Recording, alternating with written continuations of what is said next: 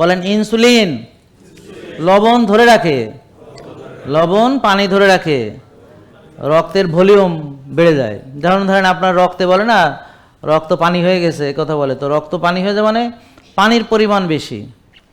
এখন লবণ পানি ধরে রাখে, কিন্তু লবণকে ধরে রাখে হচ্ছে চিনি, ইনসুলিন। ইনসুলিন এবং চিনি যার বেশি তার রক্তে কী হবে, লবণও বেশি থাকবে, শরীরে লবণ বেশি জমা থাকবে, কারণ এরা লবণ ধরে। কে লবণ ধরে বলেন? চিনি লবণ ধরে, ইনসুলিন লবণ ধরে, এরা লবণ ধরা। আর লবণ হলো পানি ধরে, তাহলে পানি ধরা। তো এখন বলে না লবণ কম খাবেন, লবণ কম খাবেন, কেন বলে? বলে এই কারণে বলে আর কি। কিন্তু লবণ কি বেশি খাওয়া যায়? যদি যায় তাহলে আসেন দেখি, চেষ্টা করি। কে কয় লিটার লবণ খাইতে পারে? নাকি লিটারে হয় হিসাব? না, আচ্ছা বাদ দেন, কয় কেজি খাইতে পারে নাকি?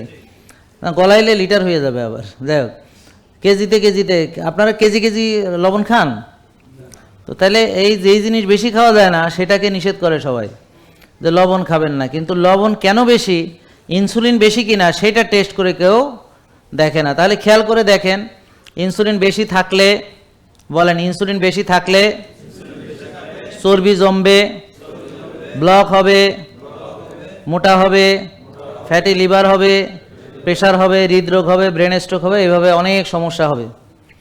তার মানে ইনসুলিন বেশি থাকলে আপনার প্রেশার বাড়বে। কেন? ইনসুলিন কয়টা কাজ করে? চর্বি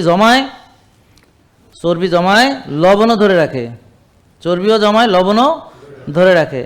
তাহলে আবার ইনসুলিন কি করে জানেন? অতিরিক্ত ইনসুলিন চর্বি গলতেও দেয় না। মানে আপনি যে ওজন কমাবেন, রক্তনালী যে ক্লিন করবেন, লিভার থেকে যে ক্লিন করবেন, কোষের চর্বি যে ক্লিন করবেন, এখন চর্বি সে ভাঙতেও দিবে না।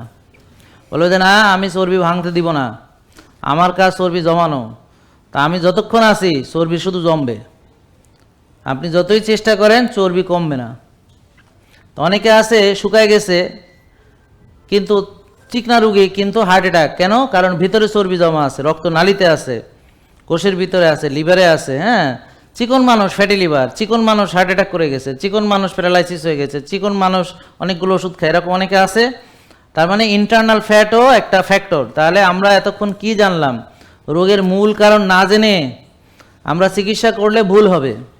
এখন আপনাদের জানতে হবে ডায়াবেটিস হয় কেন, প্রেশার হয় কেন, ফ্যাটি লিভার হয় কেন, এই যে মেয়েদের পিসিওএস পিসিওডি কেন হয়, ওজন কেন কমে না, কেন ওজন বেড়ে যায়, কেন শক্তি পাই না, কেন এনার্জি পাই না, এই সব কেনর উত্তর যদি না জানেন তাহলে ওষুধ খেতে খেতে ধ্বংস হয়ে যাবেন আপনারা।